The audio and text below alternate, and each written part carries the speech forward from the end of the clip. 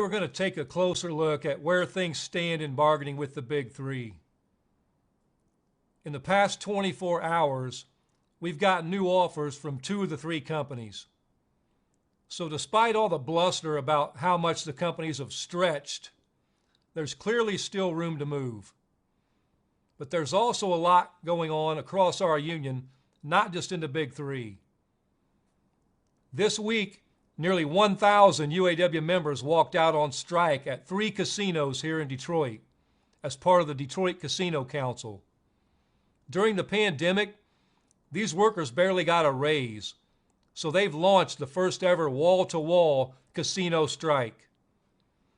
Yesterday, we joined those members, along with Blue Cross Blue Shield UAW members on strike and Big Three UAW members on strike. Secretary-Treasurer Margaret Mock and Vice President Mike Booth told the crowd that this isn't just about one industry or one workplace. It's about the whole working class finally standing up to corporate greed. Sunday night, the master contract will expire covering 1,100 workers at General Dynamics in Region 1, Region 2B, and Region 9. At a time when there's endless money for war, somehow there's still no money for the working class. And shamefully, General Dynamics won't even agree to make Veterans Day a paid holiday, despite 25% of their workforce being military veterans. Last weekend, I went out to Pennsylvania and Maryland to meet with our nearly 4,000 members on strike at Mack Trucks. After voting down a tentative agreement by 73%, the members are ready to fight for more, and we've got their back 100%. Region 8 Director Tim Smith, Region 9 Director Dan Vicente, and myself went out there for strategy meetings with the membership and bargaining committees to talk about how we can do things differently, fight harder, and win bigger. The bargaining team met with Mack this week, and the company basically said they just wanted to rearrange the deck chairs and try to get a revote. But the members have already spoken. The council said no, and we expect Mack to come back with something real and quick. At ZF in Alabama, members recently voted to ratify a new agreement that will close the wage tier and grant more time off the job. These members stood strong on strike for a month and have a new contract to show for it. And just about an hour ago, our members at Thombert in Newton, Iowa have secured a tentative agreement. They've held the line since August 1st and will vote tomorrow on this deal. Congratulations to those workers on this important milestone. Meanwhile, we're still standing strong with our Region 9 members at Dometic and West Rock, who have been fighting like hell for a fair deal. Just this week, Local 1391 members at CVR Nitrogen, a fertilizer plant in East Dubuque, Illinois, voted 88-2 to reject the employer's latest offer and walked out on strike. The employer recently decided to mess with the workers' 401k, and our members in Region 4 aren't going to take that lying down. They stood up and joined the picket lines on Wednesday afternoon. At the Big Three, we're now well over a month into our stand-up strike. Our members on the line, especially those at our first stand-up targets at Local 900, Local 12, and Local 2250, have been out in the rain, in the cold, living off strike pay, wondering about the future. I want to acknowledge the incredible courage and fortitude of these members and all those holding the line.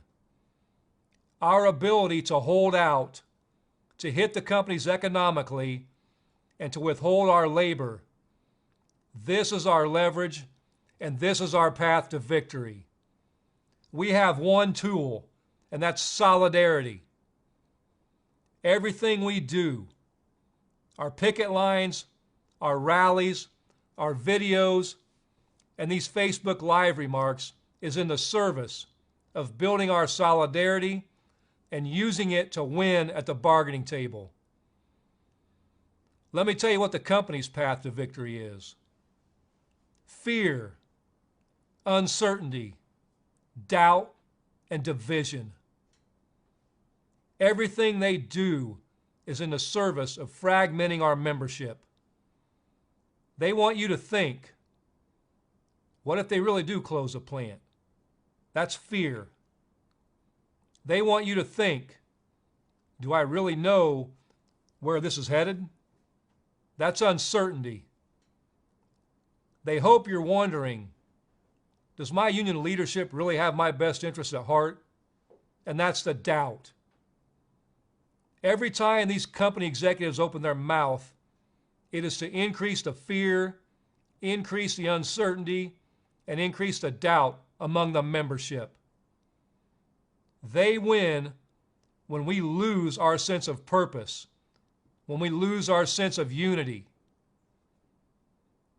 And I've heard some members asking, when will we vote on this? Some members think maybe we've gotten as far as we can get and it's time to settle. I want to be clear. The membership is the highest authority in our union. You will always have the final say. Everything we do is in service of building the strength of our membership and building a better future for UAW members and the entire working class. But when we vote, it will be from a place of strength. You don't make decisions on your future out of fear, uncertainty, or doubt. That's a recipe for disaster. That's what we've done for decades in this union. For years, we've been playing defense at every step, and we've been going backwards. When we vote on a tentative agreement, it will be because your leadership and your council thinks we've gotten absolutely every dollar we can. We've looked at the company's proposals. We've costed their offer. And in my opinion, and in the opinion of the vice presidents, and in the opinion of your national negotiators, there is more to be won. One thing we've been hearing over and over from these companies is how they've offered us record contracts. They stole that line from us, by the way, and you know what? We agree. These are already record contracts. But they come at the end of decades of record decline. So it's not enough to be the best ever when auto workers have gone backwards over the last 2 decades. That's a very low bar. I also find it a pathetic irony that every time they make an offer, it's the best they can do. It's a record offer. And then 2 days later, there's a new record. What that should tell you is there's room to move. This week, while we were literally at the bargaining table, GM released a video. And in that video, a millionaire GM executive asked our members directly, with all that on the table, why are we on strike? Meanwhile, the next day, the wage increase goes up, the progression goes down, and the retirement money goes up. That's why we're on strike. Because these extremely profitable companies have more to give. Last week, we took out the biggest auto plant in the country. The brave members at Ford's Kentucky truck plant joined the stand-up strike on a moment's notice and delivered a serious message and a serious economic blow to Ford Motor Company. As we said last week, it wasn't just Ford who was going to get the message. It was Stellantis and General Motors as well. I'm happy to report that in the past 24 hours, we've seen serious movement from both Stellantis and GM. Meanwhile, Ford continues to stew about KTP and pretend they can't afford what we're asking for. On Monday, Bill Ford went to the Rouge to talk the same old talk about needing to stay sustainable and competitive. He said if the workers get our share of economic justice, he'd have to close plants like the Rouge. We took those comments seriously. For all their talk about wanting to invest in American jobs, they have the audacity to come to the Rouge and imply they might close it down while they make billions in profits off the products our members build there. It's never going to be enough for these people. We've taken cutback after cutback, done give back after give back over the past 20 years. And what do we have to show for it? 65 plants closed in 20 years. Real wages down 30% over 20 years. Jobs killed and standards gone. Bill Ford said it shouldn't be Ford versus the UAW. He said it should be the UAW and Ford against foreign automakers. I want to be crystal clear on one thing. The days of the UAW and Ford being a team to fight other companies are over. We won't be used in this phony competition. We will always and forever be on the side of working people everywhere. Non-union auto workers are not the enemy. Those are our future union family. Since the stand-up strike began, we've had thousands of non-union auto workers reaching out wanting to join our movement. So no, we're not going to partner with Ford in a race to the bottom. And we're not going to partner with the big three to match the low standards of the non-union automakers. Instead, we're going to organize non-union auto workers everywhere. Together, we're going to stand up and take on corporate greed. Right now, we're striking the big three like we've never struck before. Next, we're going to organize non-union auto companies like we've never organized before. And together, auto workers are going to fight to make sure that auto jobs everywhere are good jobs. Jobs that can sustain a family. Jobs that allow everyone to retire with dignity. Jobs that are essential to the green economy without sacrificing our union standards. So billionaire Bill Ford made his own speech this week, talking down to us and telling us what we should be willing to accept. Literally, the next day, the company made an astounding announcement. Ford Motor E Company said they were going to give an additional $600 million in shareholder dividends this year. That amount of money alone would amount to about $1 an hour raise for all Ford workers for the entire life of this next contract. Dividends are just throwing money at Wall Street. And I don't have to tell you, lavishing money on people who are already rich doesn't improve the business, and it does not improve the economy. It doesn't make Ford more competitive, and it doesn't secure a future for Ford. Investing in our members does all that. What Ford is showing us is that the money is there, they just don't want us to have it. They constantly make statements about a sustainable future, but actions speak louder than words.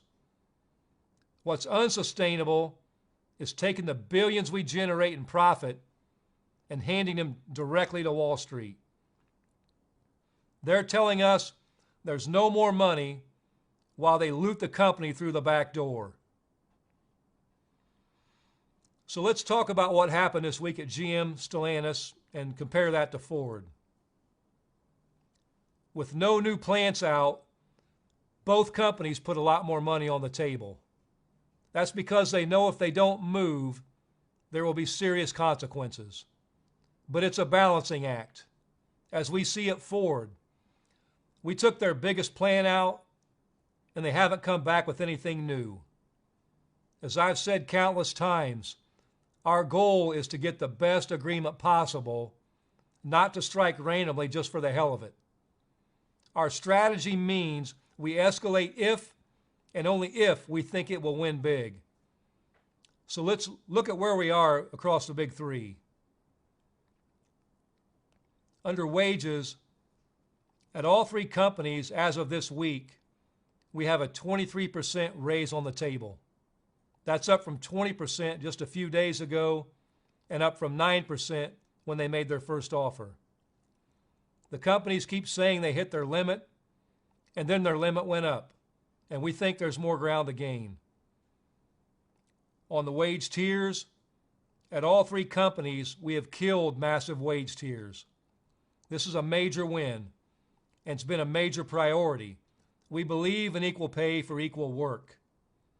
At Stellantis, Mopar workers will make production wages. At GM, the CCA and GMCH will make production wages. At Ford, Sterling Axle and Rawsonville will make production wages. This represents huge raises for these members and will end the toxic wage tier divide among these members. Looking at the wage progression, we started these negotiations with a ridiculous 8-year progression. At Ford, we got down to 3 years where it was in the mid-90s. At Stellantis, they're still stuck on a 4-year progression. And at GM, they want the 2-tier progression with 3 years for all current employees and 4 years for future hires. Obviously, that's not going to fly. If Ford can do it, so can GM and Stellantis, and we are not adding a new tier. With cost of living, at Ford, we have won cost of living back to where it was in 2009, something we were told was impossible. At GM, we're really close with some tweaks left to make. And at Stellantis, we've still got a deficient COLA on the table that doesn't kick in for the first year. In regards to profit sharing, at all three companies, we've been able to beat back concessionary profit sharing proposals. At Ford, we've actually enhanced it, and temp workers with 90 days will now be eligible. At GM, we've maintained profit sharing but added eligibility for temps with 1,000 hours on the job. At Stellantis, we've maintained but haven't yet won eligibility for temp workers. In looking at temps, we're fighting to end the abuse of so-called temp workers who make low wages and have fewer rights and little security. At Ford, we've raised the temp wage to $21 an hour and won conversion of all current temps with 90 days worked or 90 days in. At GM, we've also hit $21 an hour for temps, with all the temps who have a year in getting immediately converted to full-time. At Stellantis, the temp wage is still at $20 an hour, and we're going to convert thousands of temps. At all three, we're still negotiating a pathway for future temps to get converted to end the abuse of these members. We're fighting hard to win language across the big three that will make sure that temporary work is just that, temporary. Looking at job security, one of our biggest proposals on job security has been the right to strike over plant closures. They can't keep closing plants without any consequences. At Ford and Stellantis, we've won that right. We will keep our jobs secure with the most powerful weapon we have, the strike threat. At GM, the company still won't grant it. Looking at work-life balance, at all three companies, we've won additional holiday, the Juneteenth holiday, and 2 weeks of paid parental leave, a first for our members at the big three. There's still room to grow there.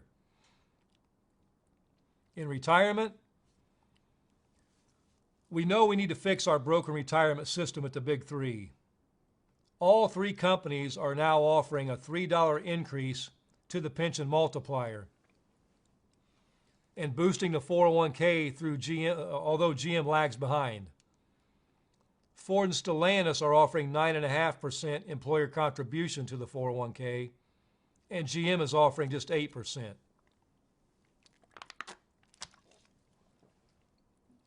For current retirees, Ford is offering a $250 annual lump sum payment, and GM just a one-time $1,000 lump sum payment. Stellantis isn't offering anything on that front. The skilled trades tool allowance, all three companies are now at $1.50 tool allowance for skilled trades. So what's the punchline? This week, GM and Stellantis got the message loud and clear. They hurried to catch up with Ford. But GM in particular is worrying. They tell us they need a two-tier wage progression because they expect to do a lot of hiring. At the same time, they threaten product and won't give us the right to strike over plant closures. I wonder how members at Arlington and Flint Truck feel about that. Stellantis has its issues as well. They're still at a 4-year progression. They're still at just $20 for temp workers. They've rejected all increases to retiree pay. I know plenty of members at Sterling Heights Assembly Plant and in Kokomo, Indiana, who aren't going to like that. And Ford is just waiting around, handing out money to Wall Street. I wonder what members at the Rouge thought of Bill Ford's comments implying they might close if we don't settle for what they've offered. The bottom line is we've got cards left to play and they've got money left to spend. That's the hardest part of a strike. Right before a deal is when there is the most aggressive push for that last mile. They just want to wait us out. They want division. They want fear. They want uncertainty. And what we have is our solidarity. We have great negotiators. We have great staff. And we have the best members in the world. We have plans, we have strategies and tactics to keep winning at the table, backed up by some of the most badass unionists in the country. Poll after poll shows we have the overwhelming support of the American public. The U.S. Senate just introduced a resolution to stand with the UAW, and it has bipartisan support. If we stand together, if we have faith, we will win. Not just a good contract, not just a record contract, but a contract that turns the tide. A contract that finally starts to make things right at the Big Three and for auto workers everywhere. Last of all, I just want to remind you all of one thing. We said last week that we're not sticking to Friday expansions. We're going to hit when we need to hit and where we need to hit. This week, we saw the companies try to get in line with one another. Now we need to move that line across all three. Don't let them divide us. Don't let them scare us. And don't let them confuse us. Our cause is just, the money is there, and our strategy is working. Time is on our side. The American public is on our side, and the facts are on our side. So be ready and stay ready to stand up. Thank you.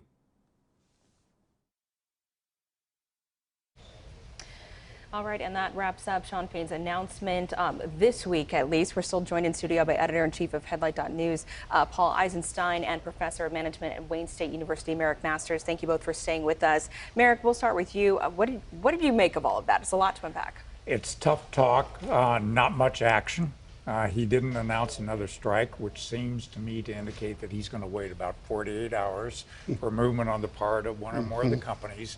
And if he doesn't see that movement, he's probably going to announce another strike at the company that's made the least progress. And it looks like that may be Ford right now. But GM has also got some issues that, with regard to right to strike and progression, that are stumbling blocks too. Yeah, I found it interesting. He took a lot of hits to Ford Motor Company. He did. He was very aggressive about that. I did not really see Bill Ford, for example, threatening to close the Rouge when I watched it here the other day. That seemed to be something that the UAW took perhaps out of context. I'm not quite sure how to make that.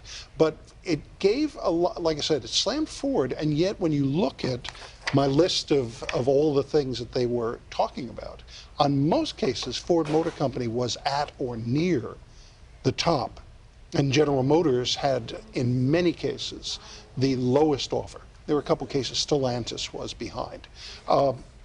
So I'm not exactly sure what the logic was of making Ford the really bad guy, and Bill Ford in particular. It may have just been more of a personal issue here. What I do notice was that he did hint at a couple of plants that they could hit, could take down with a stand-up strike, and that was Kokomo for Stellantis, Arlington, and the Flint truck plant. Any of those three, particularly the two truck plants at GM, would be devastating. Well, thank you both so much for being here and for your expert analysis. We always appreciate your input, and that's what we have for now on Fain's announcement. We'll see what he intends to do in the next 48 hours. As you mentioned, Merrick, will be interesting to see.